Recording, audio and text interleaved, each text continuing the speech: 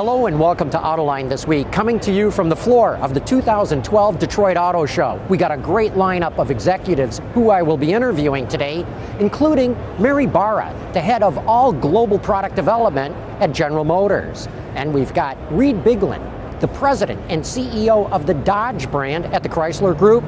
And we've got Jim Farley, the group vice president of all sales and marketing for the Ford Motor Company. Don't go away. We'll be back right after this.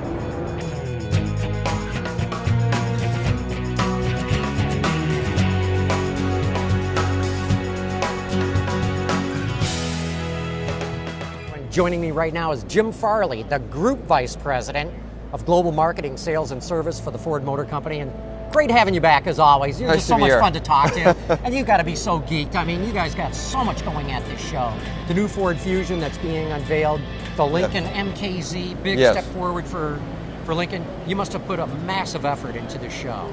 We did for a couple reasons. And the other big news for us is the going public, basically, with the very mass availability of EcoBoost.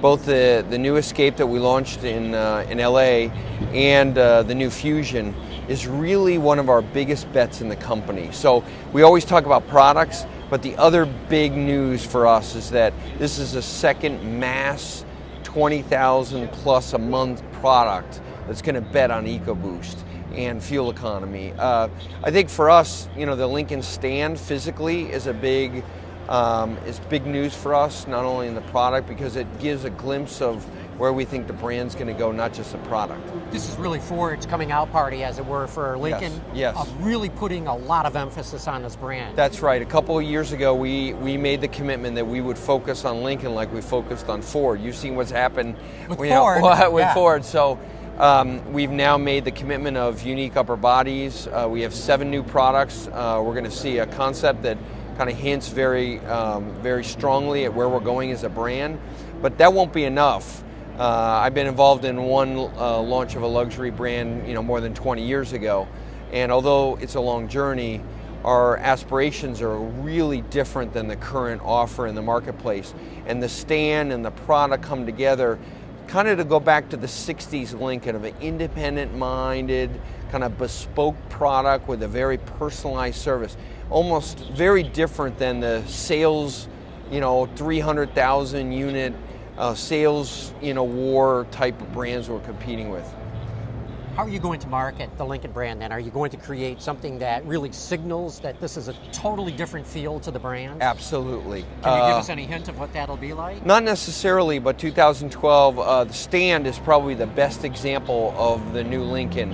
And it's not necessarily new. I always believe, whether it's Ford or Lincoln, that the truth is there somewhere and authentically. When Lincoln was at its best, the 30s, the 60s, the 70s, it was known as a brand for independent-minded people. You didn't buy it to get noticed necessarily, but you bought it to say you're different. And we are really engaged in that kind of proposal on the product side. On the experience side, because the brand or the other competitors, especially German brands, have gotten so large in scale, their dealerships, their lineup is so complex, dealerships are so enormous, we're really kind of discovering the boutique phase of the industry. We really want to see the brand as more of a boutique experience. The doorman knows your name, it's very personal, it's not big, it feels small. I think that's something new in our industry, and we're going to be explaining to everyone our brand vision, the dealership, and the product tomorrow. Let's talk about advertising and marketing, your forte especially. I love what Ford's doing in all of its ads, especially the truck ads, combination of text, pictographs, and talk a little bit about that, because boy, it just resonates so well with me. I'll never forget, I had a media rep, and I can't remember who it was, but they said, Jim, never forget when you're creating that ad that in late night TV, 20% of the people are drunk or asleep. Now, I don't know if that's really true, but the point is, if your ads don't work with the volume down completely, they're not going to work. Plus, think about the digital side.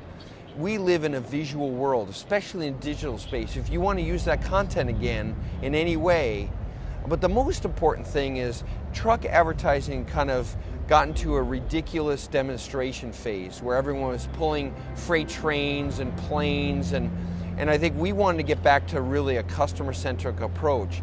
But if we just had someone blabbing on about how great our fuel economy is, it wouldn't be enough. We needed that graphic reinforcement of the very thing you're hearing in your ear, so that you hear it twice. And as a leader in the industry, I think that was important for us to have a cut-through creative where you heard the message twice.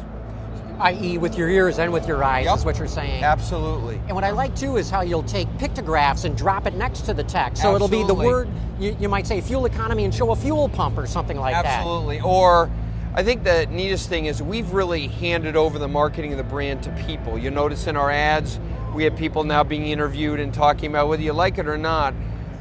We really believe that customers are the best people to sell our brand. And so on the truck ads, we wanted to really, even though we're the leader, we want to present our engineers as kind of almost truck geeks. So we use pictures like pizza and, so that our engineers are seen as like the greatest engineers in the world, but we're almost too geeky to relate because we want to build the best widget. I think the graphics allowed us to have fun with the advertising without being funny and a comedian. Yeah. And I noticed that it's not just in your ads. When you had the unveil of the Ford Fusion here at the Detroit show, Same deal. you opened with the same approach, not the same, but the same thinking of using text graphics and really emphasizing the message that way. It's a great pickup because we find in all the complexity of all of our lives when we consume media, you gotta keep it simple. Keep the message simple. Ours is very much focused around fuel economy. And when you say something, make sure that the customer's seeing something that reinforces what you say. And only then can you have a really chance to cut through. Now that's all on the Ford brand side, right? Lincoln, how are you going to do it? Well, we're in a transition phase now. We're just launching pretty substantial freshening for the S and the T. That'll be big news. But really, the big news for us in Lincoln is the preparation for the brand's acceleration with the new launch of our lineup coming later this year. So we're really getting ready. We just created a new advertising agency and partners with WPP in New York. That's where the luxury talent is. We have a whole dedicated team. We just launched a new design studio. We've had it for a couple of years, but we're just talking about it now. 180 designers working dedicated on Lincoln now, just to Lincoln. Wow. And we have more and more resources going on in Lincoln now for the last couple of years. We've been pretty quiet about it because we've been so focused on the Ford brand. Now the product's about to come out. 12 will be the year where if we do our job right, people start at least talking about Lincoln. And you oversee marketing and advertising and sales for Ford globally. Yeah, absolutely. Does everything that we've been talking about, the text, the pictographs, is that being used in advertising outside of the U.S. Not market? necessarily. Really, the flavor of our advertising around the world is the idea that our customers can sell our brand. So we just launched a new territory in Australia. We had actually, our TV commercial is one of our diesel engineers, because it gets 1,000 kilometers on one tank. We have her visiting all her Facebook friends in one tank of diesel across a whole country. And we put our own engineers in the TV commercials. Not a spokesperson, it's our frontline engineers. We're doing the same thing in Europe now. Europe is using their own engineers. Our bet is that in the age where everyone's skeptical of big companies, it's so important to be believable. And the only way to be believable is not to have an Alan or Bill or myself or even our spokesperson Mike Rowe in the US. It's got to be a real believable person. So our bet and the flavor of our work is the end customer selling our brand. And speaking of end customers selling the brand, you're big on social media and engagement. Absolutely. Anything new that you can talk to us about in that part of your business? Well, we have a really big launch of the Explorer Roots, which is going to be a pretty big deal. We did the Fiesta movement a couple years ago, still paying dividends for us. But now we're going to take that and scale it in a much bigger way for the pre-launch for the Escape. The Escape doesn't go on sale for a couple months, but we have Escape Roots where we have 7 teams, and we already have the teams. You go online and you help those teams as they go to a new city with their new Escape to win frankly, to win money and prizes. And so far, I think that's the kind of taste of our marketing. Pre-launch, we take a lot of money that we usually used to dedicate for launch period when the product is available. We're now putting it 6 months, a year before the product even comes out. Social and digital, do a contest or something where people are talking about it, and then that really helps. We found with the Explorer Live, and all of our launches, we literally had 3-4 months of orders before we even sold one. Well, good. Jim Farley, thanks so much for stopping by. Very interesting story of what's going on at Ford.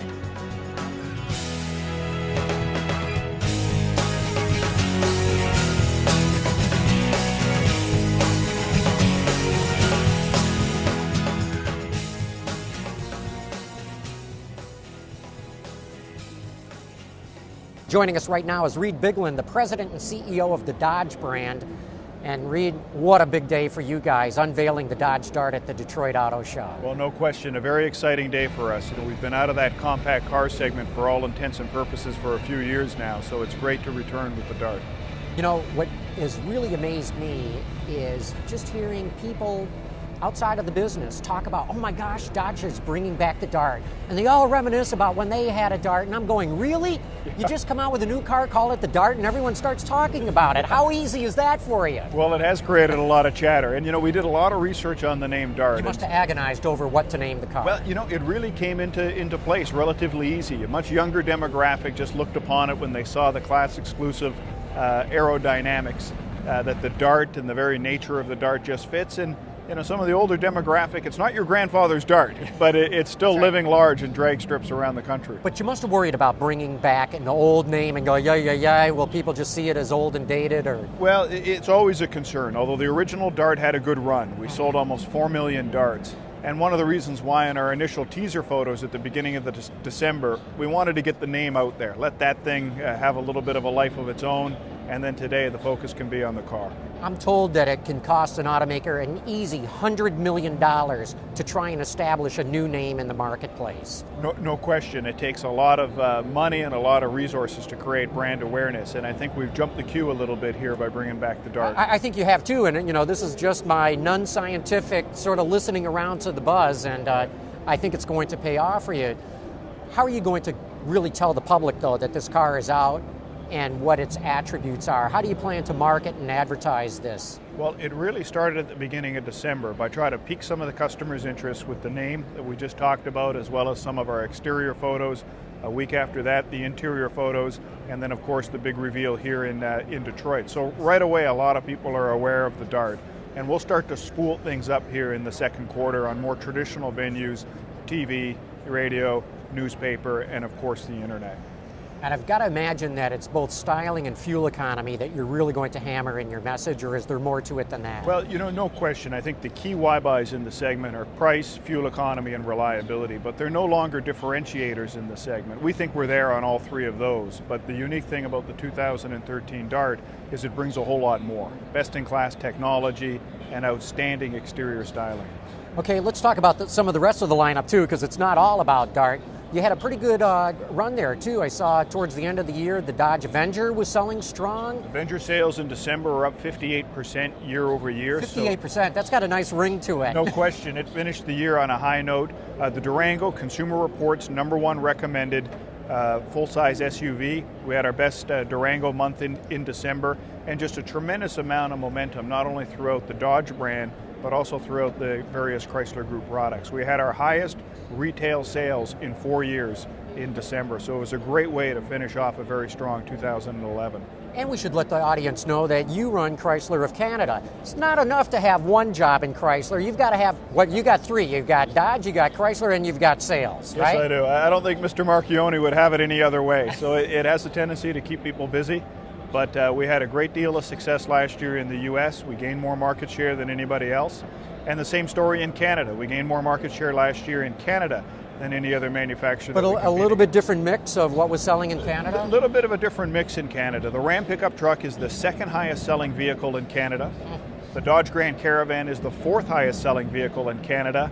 You're not just talking Chrysler lineup, you're talking in the whole country. All over, out of the 250 different nameplates to choose from. We're the only manufacturer to have 2 of the top 5 highest selling vehicles up there. So we're very proud of that. And let's talk a little bit about sales too, because what impressed me about Chrysler, and I started noticing it in 2010, is that with really not much new in the showroom at all, you were starting to gain sales and market share. Last year you poured on even more. This is the year, and even next year, when you really start getting the product. So how have you been really boosting sales? Well, give us some tricks of the trade. Well, I think it all started this time last year with our 16 either all new or significantly refreshed products. We had 4 completely all new, and then we made some significant interventions into another 12 products. And that's the ticket to this industry. We finished the year with 21 consecutive months of year-over-year sales growth. And as I said, highest selling vehicle manufacturer from a market share perspective in the US. Retail sales up 43%. And considerable success as well in Canada for the second year in a row. But what is it? Is it making sure that the dealers are getting the kinds of cars spec'd the way customers want it, or? I think it's all the basic blocking and tackling, but there's still no substitute for product. And those interventions that we made to our products pretty much had 3 things in common. 1, more horsepower and greater fuel economy. Look, gone are the days if you wanted more horsepower, you had to sacrifice fuel economy and vice versa. Dramatic improvements in our exterior styling, and probably the biggest Achilles heel we had a few years ago was our interiors. And we made dramatic improvements as well in our interiors, and you see that with respect to our new cars. So are you happy with Dodge's lineup right now, or what would you like to add? You know, there's always room for improvement, but pretty content right now. If you look at the lineup that we have, the all-new Dodge Charger won an Automobile Magazine All-Star Award. The Durango I touched on, doing very well in the Consumer Report rankings. And now we add the Dodge Dart, which is going to fill arguably the greatest hole in Chrysler Group's product platform, and that'll be hitting dealership showrooms in Q2. And we see some of your competition coming out with even smaller cars, B-class cars as they call them. Fiat's got some pretty terrific B-class cars. I'm sure one of them would look good as a Dodge. They do, and you know, I think the Fiat brand in particular, we still have unfinished business there. We finished the year with Canada-US Fiat sales around 26,000. That's pretty much pure incremental for us.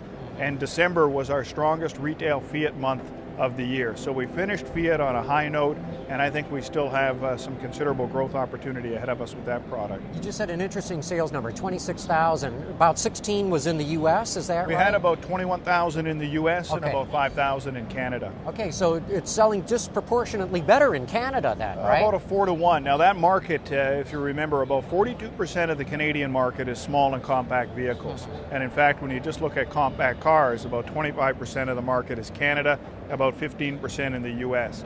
So Americans still like generally their larger cars and larger SUVs, certainly relative to Canada and also relative to the rest of the world. I think the real anomaly with respect to the size of the cars is here in the U.S., whereas Canada is much more similar to Mexico, South America, or Europe.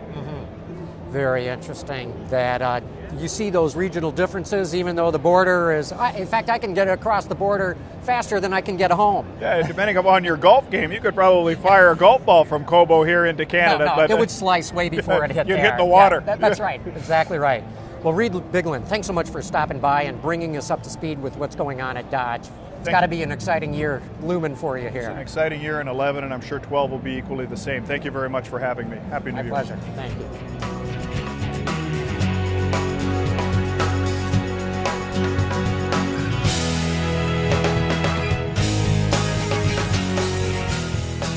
Mary Barra, the head of all product development at General Motors. Mary, so good to have you here with us. Thanks for inviting me. Big show for General Motors, this one. It is, it's exciting. I mean, you've got a couple of new production cars, most notably the Cadillac ATS. Why don't we start to talk about that, because there's so many cars to talk about, but you've got to be very proud of this, because we learned a little bit more about the baby Cadillac. Yes. 3,400 pound curb weight. This from a company that's not known for lightweight cars. That's pretty lightweight for a car in that segment. Absolutely, and I'm really proud of the designers and the engineering team that worked together to develop the ATS. I mean, I think it shows the capability when there's that focus, and as we know from Dave Leone and his team, It was a focus on every single gram and making the trade-offs, not just completely optimizing weight, but making sure we made our weight decisions and component decisions to optimize the performance of the vehicle. And I'm confident it is going to be a great vehicle. So I've got to take it that this is a sign of things to come from General Motors. You can design lightweight cars. Absolutely, absolutely. And I think the ATS is our first example, but there's many more to come with that focus that the team definitely knows how to execute. Look, we can come back to the ATS in a minute, but Sure. two concept cars that Chevrolet showed this morning caught me by surprise. I didn't know that they were coming. The Code and the True. Yes. Do I have that right? Those Yes, are the you right do. names? Yes. Let's start with the Code, because to me that sort of looks, don't be insulted by this, but it's almost BMW 1 Series like, or even the original 2002 BMW. And I know it's not a copy of that, but there's a feel to that car that reminds me of one of the most terrific cars that ever hit the roads. Well, I think, again, a very talented design team that came up with that, really looking at the research and the data and the feedback that we got from millennials across the country. And so I think they looked at that, understood what they look for in styling, and I think it's a beautiful vehicle. I think, very different than the True. And so when you put the two of them together, I think it starts to talk about 80 million millennials and that they are going to look for many different variants. But again, both beautiful vehicles, both different. And talk a little bit more about the Code in terms of what it is. I know it's rear drive, but I don't know a whole lot more about conceptually what that kind of car might be like. Well, again, I think we're looking for a vehicle that is fun to drive, that has great fuel economy, that has the performance that people are looking for, that it's nimble and quick, but yet is an affordable package. And I think when you pull all that together, again, it's a concept. There's yet a lot that we're going to pull. I think we're going to learn a lot from the auto show and other auto shows when we take those vehicles and get input from people of what they're looking for. But to come together, that's the beginning. And the True. And yes. I'm told that might be front-wheel drive, but again, what are you trying to achieve with that? Well, again, I think when I look at the True, I think it's gorgeous. I really like the matte white. I think that really showed it off nicely, but I think it's that sports car in all of us that we all want, that sleek performance vehicle, and I think it really, delivered that well. Now, you mentioned that both those cars are aimed at millennials, 20-somethings or thereabouts, right? Isn't that a real challenge for the automotive industry? Because today's 20-somethings are very different. When I was a 20-something, in that if I wanted to go someplace, hang out with my friends and whatnot, I had to get in the car and drive there. Absolutely. Today, with your smartphones, your iPads, you can Skype or text or talk or do whatever you want. They don't seem to be as interested in automobiles. Well, and I think the answer there, in my opinion, and looking at a lot of the research and working with John McFarlane and his team, is maybe not yet, because you're absolutely right. Our desire to get out and get our vehicles was our freedom and our ability to be with our friends. They have that live with their smartphone, with texting, with Facebook, but there still is going to be a big need for the freedom that an automobile, whether it's a car, truck, or crossover, provides. And that's why the research we're doing and the way we're doing it is so critical, to really understand what is going to resonate with that millennial population and the various segments for transportation going forward. So you run all product development for General Motors, which is really impressive. What are the biggest challenges that you see going forward right now? Is it the fuel economy regulations or what? Well, definitely making sure that we have the right fuel economy and that we lead in each of the segments and are offering that value to customers is critically important. And working on the right advanced technology, because it's really going to be a multitude of solutions that I think are going to meet the needs around the globe. So that definitely is a challenge. I would say that we have such a talented group of engineers and designers. I'm confident that given the right assignments and direction, they're going to find the right solutions. And we're also working with our suppliers in a new and different way to make sure we're partnering, because there's so much to learn. We need to leverage all that learning and work together. The fuel economy regulations, though, after 2015 get really tight, Right. Makes somebody like me wonder, how do you do full-size pickup trucks and SUVs and even full-size sedans that give people the room that they want, yet gives them the fuel economy that the law requires, and does it in a way that doesn't kill everybody's pocketbook? Well, I think the Malibu with e-assist is a great example. I mean, here you have a vehicle, it's a full-size sedan, so it provides all of that functionality. It's beautifully designed, and it gets a 25% improvement from what people expect from fuel economy for an option price of about $1,900. So I think that's a very good example. As you walk around the show floor, I don't know if you've had a chance to do that, what do you want to keep your eye out on, what the competition's doing? Well, I haven't had a chance, but I'm very anxious to do that. And I mean, I guess I want to take it all in. I mean, there's so many important components of design, technology, fuel economy, and again, there's a lot of very capable OEMs here, so I want to take it all in. That sounds a little too politically correct. I'm sure you want to rip into what the competition's doing and find out what's at the heart of it. Well, you know, I want to understand, like I said, I mean, there's no easy pass anymore in this global auto industry. I mean, there's incredibly capable companies, so it's really looking and seeing where they headed and understanding where we stack up and making sure, you know, our intent is to lead. Hey, we're not in it to place, we're in it to win. I keep hearing throughout the industry that there's a shortage of really good technical people, and yet I also hear General Motors say maybe it's got too many of them. How do you balance that, a need for technical people, and yet maybe the fact that the corporation has more people in that area of the business than it needs? Well, I think you've got to look at it, first of all, you know, having the right technical people is critical. The right designers and engineers is absolutely critical to winning in this very competitive industry. What I've been focused on is, in some cases, we had people working on things that support engineering as opposed to actually engineering cars, trucks, and crossover, and we've had a shift of moving in that direction.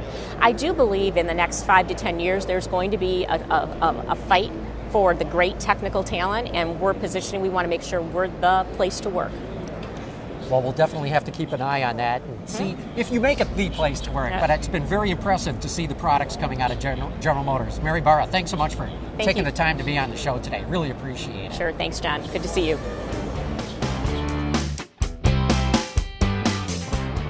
I hope you enjoyed today's show, and I've really got to thank today's guests, Jim Farley, Mary Barra, and Reid Bigland. And please join us here again next week for another edition of Autoline This Week.